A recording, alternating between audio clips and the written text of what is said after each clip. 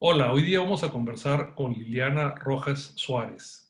Liliana es una economista egresada de la Universidad Católica, con una maestría en la Universidad de Ottawa y un PhD en Western University. Ha trabajado más de 10 años en el Fondo Monetario Internacional y hoy día es directora de la Iniciativa para América Latina del Centro de Desarrollo Global. Gracias, Liliana, por esta conversación conmigo. Gracias, Jaime, a ti. Mira, la región de América Latina estaba teniendo algunos baches antes de la pandemia. ¿Por qué no repasamos y vemos un poco los casos más importantes de la región? ¿Cómo veías, por ejemplo, la situación en México, ya con el nuevo gobierno de López Obrador, antes Claro, de la pandemia? mira, déjame contarte un poco. La región, antes del coronavirus, venía experimentando choques externos muy grandes. Y dentro de ellos se destacaban dos. Uno es la disminución en el precio de los commodities de exportación. Y esto le estaba afectando prácticamente a todos los países de la región, especialmente Perú, Chile, Colombia y bueno, México también. Pero la segunda característica también que ya venía enfrentando la región es la fuerte apreciación del dólar. Y la apreciación del dólar lo que estaba haciendo es hacer más caro el repago de las deudas internacionales. Y ya tenías países, entre ellos Brasil, México, que estaban como que mostrando señales de que, bueno, cada vez era más costoso pagar la deuda externa, ¿ok? Claro. Ahora, internamente también en la región se veían problemas, como los serios problemas políticos que estaban, y acabas de mencionar a México, con el presidente López Obrador, pero también están los problemas sociales con todas las manifestaciones que habían, ¿recuerdas? En Claro. Chile destacaba tremendamente. Es más, Perú es uno de los países que era excepcional en tanto que no tenía esas manifestaciones sociales. Pero el punto es que como resultado de todo esto, ya las proyecciones de crecimiento antes del coronavirus venían para abajo para la región, prácticamente en todos los países, o sea que le agarra a la región en una situación ya de por sí mala, pero al mismo tiempo con una gran diferenciación, te estoy hablando como la región en su conjunto, ¿no? Pero Sí, con una gran diferenciación entre países. Entonces exactamente. tenías un grupito de países, como por ejemplo Venezuela, Ecuador y Argentina, que ya estaban en crisis. Estos países ya tenían serios problemas y la pandemia lo único que ha hecho es incrementarlos, exacerbarlos, pero ya comenzaban en una situación de prácticamente default de la deuda externa. ¿Ok? Tenías otro país, otro grupo de países como Colombia, México y especialmente Brasil, que tenían fuertes problemas fiscales Sí, claro. y lo venían teniendo ya por bastantes años. Y solamente un pequeño grupo, entre los que se incluye Chile y Perú, tenía suficiente espacio fiscal y en general mucha mejor posición macro para enfrentar la crisis. Es más, te cuento que en un trabajo que hice sobre la resiliencia de los países emergentes en el mundo, para ver cuáles eran más fuertes y cuáles eran más débiles. Perú ocupa el cuarto lugar entre los más fuertes en cuanto a su situación macroeconómica. Esto es justo antes de entrar a la crisis. Claro. Solamente superado por países como Tailandia, Corea y la República Checa. O sea, Después que de están en están en mejores posiciones. mucho más resiliencia, o sea, capacidad de enfrentar problemas antes de la pandemia. Y esto hace la tremenda diferencia en todo lo que vamos a seguir conversando. Claro, claro. Es más, me has hecho acordar que en diciembre del 2018 asistí a una conferencia que dio el presidente del Banco Central de Reserva, en la que evaluó las fortalezas de la economía peruana frente a los choques externos. O Así sea, es, un año y medio antes de este shock externo, también interno, que nos ha afectado con la pandemia. O sea, pero, digamos, vamos conversando en orden. O sea, había situación de crisis por estos factores que tú mencionas, No sé si podemos hablar cómo nos está afectando ahora y de algunos países en particular, porque, por ejemplo, en el caso de Argentina, Argentina estaba a portas y es más, tomó ciertas medidas como, por ejemplo, prohibir, cortó la negociación de la deuda interna, pero ¿cómo ves este tema de la renegociación de la deuda en el caso de Argentina? Ok, tomamos si quieres el caso Argentina y luego retomemos como nuevamente el camino de lo que estaba pasando antes para movernos a durante la pandemia, ¿ok? Bien. El caso de Argentina es bastante interesante porque la verdad es que en las últimas 3 décadas Argentina no ha parado de tener problemas de deuda, ¿ok? Lo que ha sucedido con la renegociación de la deuda externa de Argentina en este momento es que se hizo una propuesta que no era para nada amigable a los inversionistas extranjeros. Y entonces ha habido toda una discusión entre los economistas del mundo prácticamente sobre si era conveniente o no hacer un tipo de pausa en el pago de la deuda y los inversionistas extranjeros no lo han aceptado. La verdad es que en este momento ha mejorado las condiciones de renegociación y hay un grupo de inversionistas que está dispuesto a entrar a un nuevo pacto, digamos, con Argentina. Pero lo serio es que Argentina es un país que no es la pandemia lo que hace la diferencia para Argentina. Es más, yo quiero darte unos números de comparación con Perú, porque en cuanto a la parte macroeconómica, Argentina era un desastre, es un desastre, y la verdad que mi pronóstico para los próximos años, no es una mejora importante en la situación argentina, independientemente de la pandemia. Pero como te estaba comentando, déjame contarte un poquito Sí, sobre cómo importa, por qué es tan importante, cómo estabas macroeconómicamente durante la pandemia. ¿Ok? por favor. Uh, Mira, las fortalezas macro que te estaba mencionando anteriormente tienen una serie de ámbitos, una serie de formas, rutas que te permiten hacer una mejor evaluación de qué va a pasar o qué está pasando durante la pandemia. ¿Ya? Mira, en primer lugar, los mercados internacionales de capitales prácticamente se secaron para los países emergentes. Los países prácticamente no podían acceder, y no puede la gran mayoría acceder al financiamiento en los mercados internacionales de capitales. Sin embargo, hay un grupo chiquito de países que sí tienen acceso y se cuenta Perú entre ellos. Exactamente. Perú ha podido colocar, y si no me equivoco, está preparando otra colocación de bonos en los mercados internacionales. Pero eso no es solamente lo importante, no es solo que puedas colocar, es que puedes colocar a tasas bajas. Exacto. Y puedes colocar a tasas bajas, una de las razones importantes por las que puedes colocar a tasas bajas no es solamente por tu fortaleza, sino porque además en el mundo las tasas están internacionales, las tasas son cero. Entonces cualquier... Hay mucha liquidez y hay una especie de Exacto. flight for quality, ¿no? Búsqueda de calidades, ¿no? Exactamente, exactamente. Entonces, la verdad es que cuando hay flight to quality, lo primero que se deja son los países emergentes, con excepción de unos cuantos, ¿ya?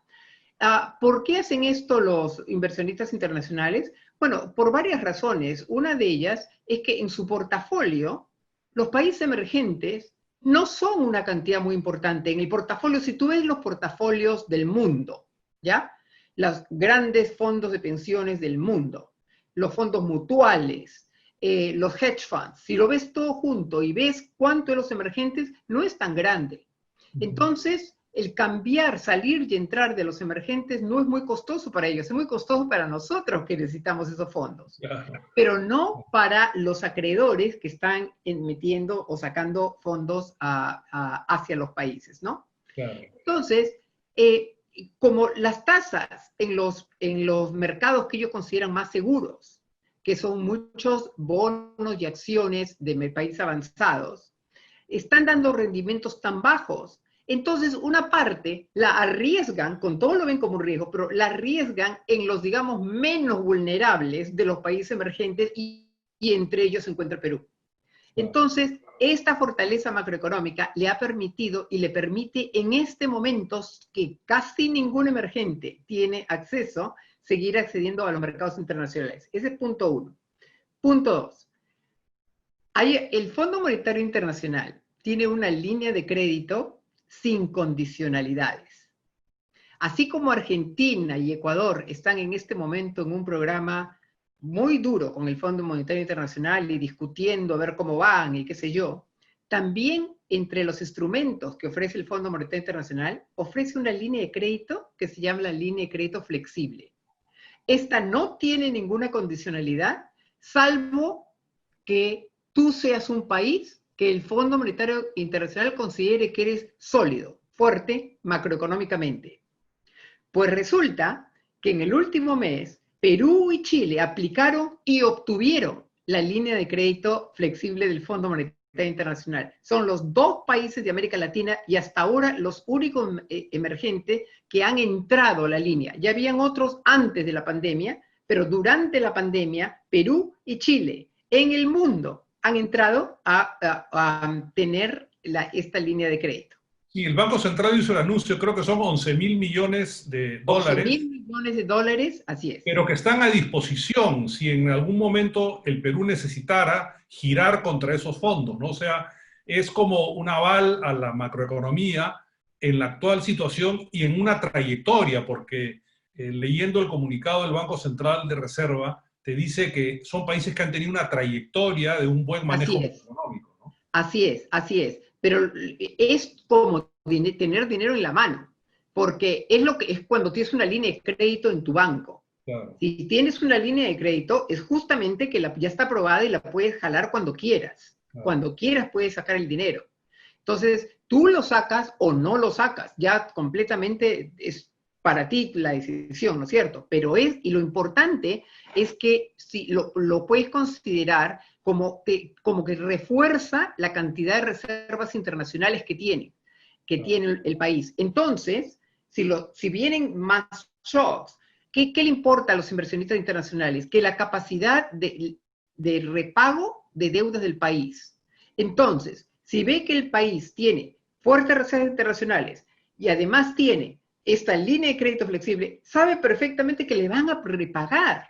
Entonces te mantienes con el acceso a los mercados.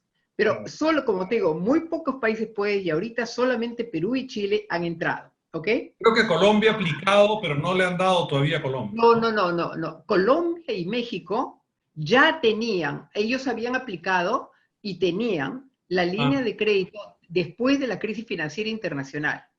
Ok. En el 2008, ahí aplicaron.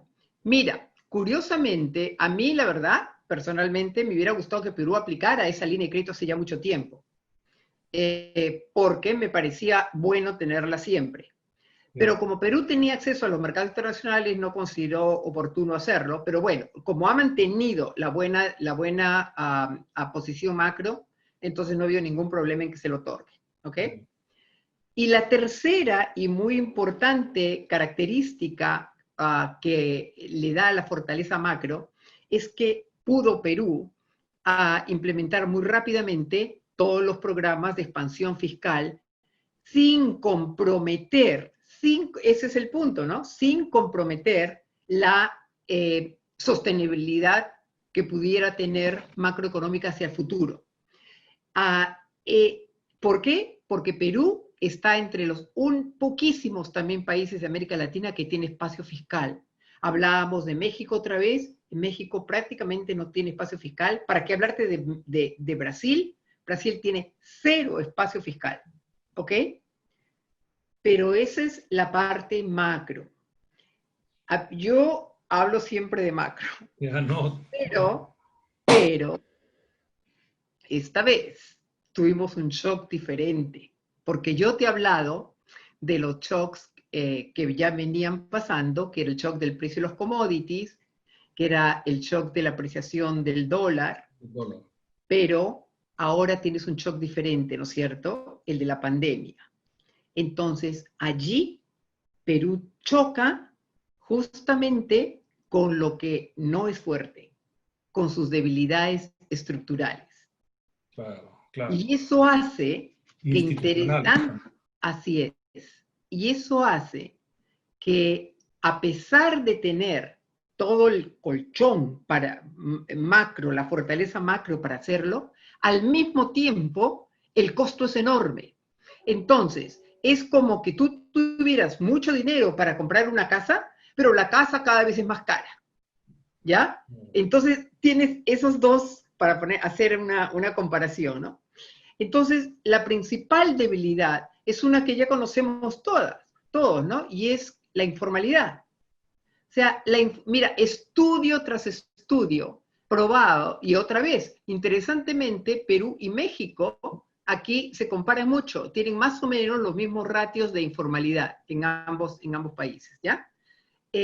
Y la informalidad se viene estudiando muchísimo en Perú y en los organismos internacionales hace muchísimo tiempo, que se viene hablando como que es una gran traba al crecimiento económico, porque la informalidad, la pobreza y la baja productividad van de la mano, van todas juntas.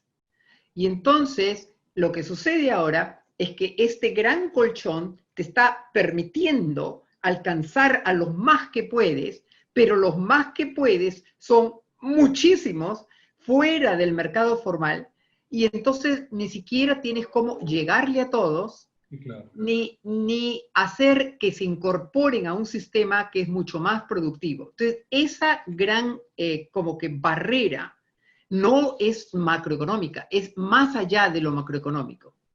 Y como tú mencionaste, lo mismo pasa con los problemas institucionales, ¿no? La capacidad de gasto. Puedes tener mucho para gastar, pero no tienes capacidad como gobierno de hacer llegar a donde quieres, como quieres, tan rápidamente. Y eso hace que aplanar la curva sea largo y costoso.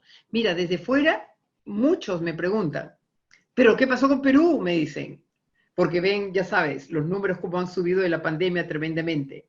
Sí. Perú se veía como perfecto, como que actuó muy rápido y además cerró rápido, o sea, entre los primeros en reaccionar. Me dicen, ¿pero qué pasó? ¿Por qué hizo todo eso? Y sin embargo, que era lo correcto, y sin embargo, tienes que aún sigue subiendo en forma muy rápido las muertes, los casos. Es interesante porque es como, me hace acordar una analogía, es como que tenemos, el colador nuestro son nuestros aspectos institucionales. Así es. Y entonces tenemos muchísimos recursos, pero no tenemos manera de controlar la pandemia porque nuestro colador está lleno de huecos. Exactamente. Está con muchas vulnerabilidades, ¿no? Exactamente, exactamente. Entonces, por eso te digo, tienes la fortaleza macro que se da contra la pared, contra las debilidades estructurales de la economía. Y eso es lo que está pintando ahora la historia de Perú, ¿ya? Yeah. Que básicamente está teniendo un costo altísimo, enorme en poder, porque contra la informalidad y la pobreza es tremendamente difícil poner en marcha las medidas tratar de bajar la curva, ya sabes que sirve. Contención, claro. De contención, que han sido más efectivas en países más desarrollados. Y entonces, ahora, eso no quiere decir que no lo vaya a lograr. Lo va a lograr, pero el costo es muy grande, en vidas y en costo económico, en las dos cosas. Y entonces aquí quiero pasar al tercer punto, que es viendo la región hacia el futuro. Y entonces, ¿cómo va después que pase la pandemia? Después de que comienzan las aperturas de todas las economías, vamos a ponernos un poquito más en el futuro. ¿Cómo quedan los países? ¿Cómo queda la región? Bueno, la región en general, muy mal. Muy mal. Como te comentaba, las proyecciones de crecimiento que está por sacar el Banco Mundial ponen América Latina en la región emergente en el mundo de menor crecimiento en el 2020, con grandes problemas de recuperación en el 2021. La región en general se ve mal. Y se ven problemas por todos lados, y vuelvo a lo macro, que es lo mío. Y se ve que van a comenzar a haber toda una cascada de problemas de repago de deuda, tanto externo como interno. Se ve que este crecimiento económico puede traer problemas en los sistemas financieros, que en este momento nos están viendo. en general. Pero ahora, si vamos Ahora, a Perú, esa diferenciación que hacías con la voy a Perú y volver a hacer. con Chile, Sí, exactamente. O sea, cuando te decía, volvamos ahora a donde estábamos versus antes de la pandemia versus cómo estaremos después de la pandemia, bueno, lo que te digo es que en el caso de Perú va a estar peor que antes, pero va a seguir siendo el más fuerte de la región. Porque eso es bien interesante. A nivel macro, va a haber, en mi opinión, bastantes efectos sobre la pobreza. Va a haber efectos sobre el crecimiento a largo plazo, obviamente, pero relativamente a la región va a seguir estando entre los mejores. Y la razón aquí es porque, como te digo, el resto no es porque Perú sea excelente, sino porque el resto comienza muy mal, o sea, va a ser absolutamente más mal. severa la crisis en los otros países Exacto, en lo macro, en lo macro. lo En el Perú va a macro, ser muy severa, pero tú en la parte macro ves luz al final del túnel. Ahora, totalmente, totalmente, eh, porque justamente todo esto que te he comenzado a contar, que comienza con gran espacio fiscal, que comienza con fuertes reservas internacionales, que tiene acceso a los mercados internacionales para pedir prestado, que tiene la línea de crédito flexible del Fondo Monetario, todos esos son escudos y barreras para que terminando la pandemia muestre la figura y diga, ¿sabes qué? Sigo siendo fuerte macroeconómicamente. ¿Me claro, entiendes? Cosas que el resto de países no tienen. no van a poder acreditar. Ahora, Fitch acaba de hacer una Sí, rebaja de la sí, calificación de la deuda local, de la deuda en soles. sí, sí. ¿Esto tú crees que tenga algún efecto, digamos, gatille algunas otras posibles reclasificaciones? Bueno, mira, yo te voy a decir una cosa. Yo estuve hace poco en una conferencia justamente con agencias calificadoras de riesgo. Las agencias de calificadoras de riesgo actúan en forma extremadamente procíclica, ¿ok? O sea, Ujú. mira, en la región creo que no hay país que no venga teniendo un downgrade, ¿ok? Básicamente Perú creo que es el último, porque todos han estado teniendo downgrades y fuertes, ¿no? En Colombia estaban sumamente preocupados por el downgrade, y en México peor, porque en México está afectado por la calificadora, perdón, por Pemex. Pemex es la Ah, compañía de petrolera. cuyos Eh, ingresos deben de haber caído sí, brutalmente. no solo eso, sino que además contamina mucho la percepción de crédito del gobierno en general, porque el gobierno general le da una garantía a Pemex. Claro, claro. ¿Ya? Y México ya está prácticamente, los downgrades que les han hecho ha sido uno tras otro, tras otro. Entonces, a mí lo que no me gusta de las acciones de las calificadoras de riesgo en este momento es porque es que es ex post. O sea, claro, te viene un shock y allí le dices que está peor. Por supuesto que va a estar peor.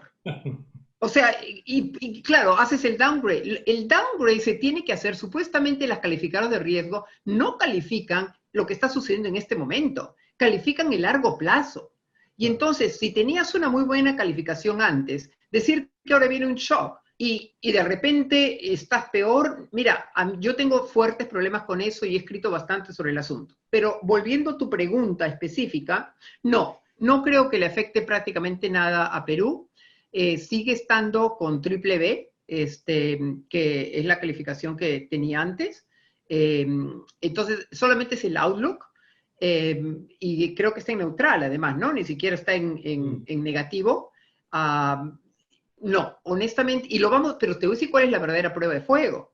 La verdadera prueba de fuego es que Perú va a volver a salir a los mercados de capitales.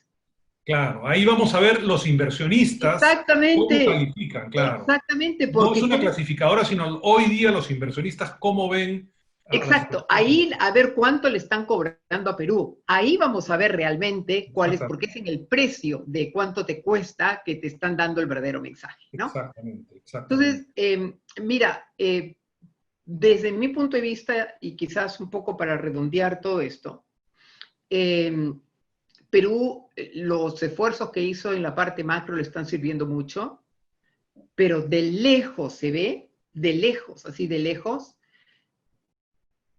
que las gran trabas que no han venido solucionándose en las últimas décadas en Perú le van a costar muchísimo en términos de su crecimiento, en términos de sus indicadores de pobreza, en términos de los indicadores de desigualdad, en términos de todo lo que más o menos se había estado avanzando. Yo más bien ahí veo grandes potenciales de retroceso.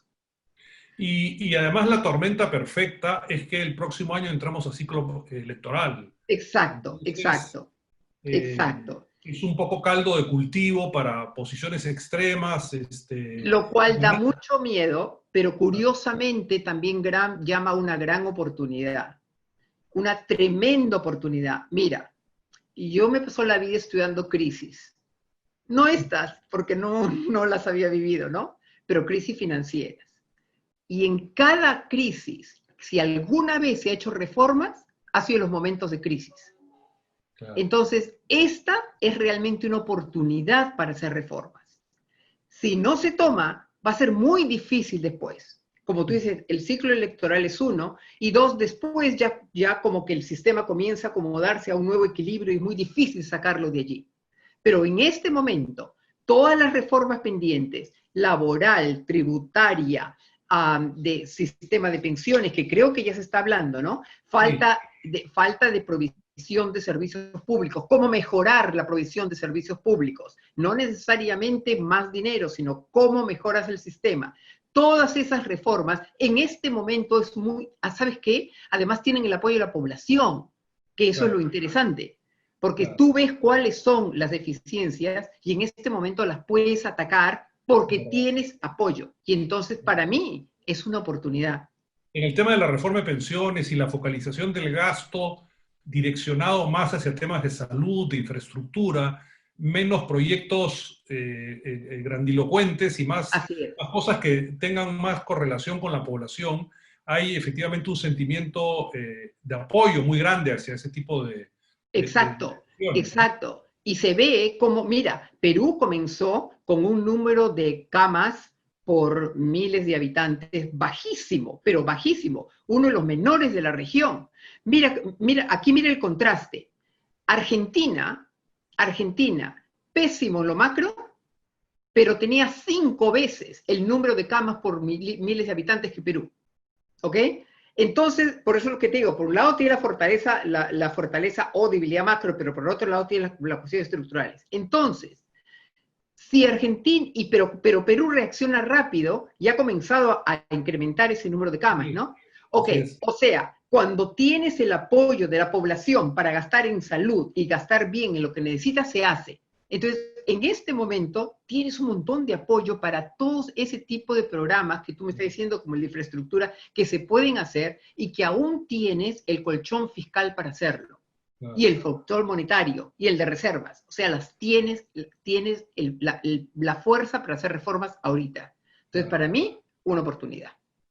Buenísimo. Y ahora que mencionas las reformas fiscales y monetarias, el Banco Central de Reserva, como tú sabes, ha trabajado muy bien, es una institución que se ha consolidado, la independencia, en esta crisis ha tenido posiciones de política monetaria muy, muy creativas, reconocidas no solamente en el Perú, sino en el extranjero también, ¿no? Este programa Reactiva, y además tenido digamos, está ayudando a que este efecto de retiro de parte de los fondos de pensiones de las AFPs no tenga efectos monetarios o en la inflación disruptivos, ¿no? Así que es. Muy creativo. Así es. Y como tú dices, el programa de Reactiva Perú mantiene la independencia del Banco Central porque lo que está haciendo no es que está regalando dinero, sino que está haciendo bajo este sistema de repos. Básicamente eso va a volver, va a haber repago de esto, digamos, liquidez que se da, eventualmente esa liquidez va a volver al Banco Central, porque quien da la garantía es el gobierno. Exactamente. Entonces, a la hora de la hora, tú mantienes tu independencia. No es que le estás prestando al gobierno directamente. Bueno, eso no es la situación en todos los países emergentes para nada. La independencia del Banco Central está siendo uno de los temas cuestionados en muchísimos países de la región y emergentes. No hablemos de Argentina porque la perdió hace tiempo, pero bueno. Bueno, Liliana, mira, ha sido un gusto conversar contigo, siempre ideas innovadoras, inteligentes, y espero que cuando salga la crisis, de repente regresas al Perú, podemos volver a conversar acá en el Perú. Definitivamente, con muchísimo gusto. Listo, gracias, hasta luego. Gracias a ti, Jaime.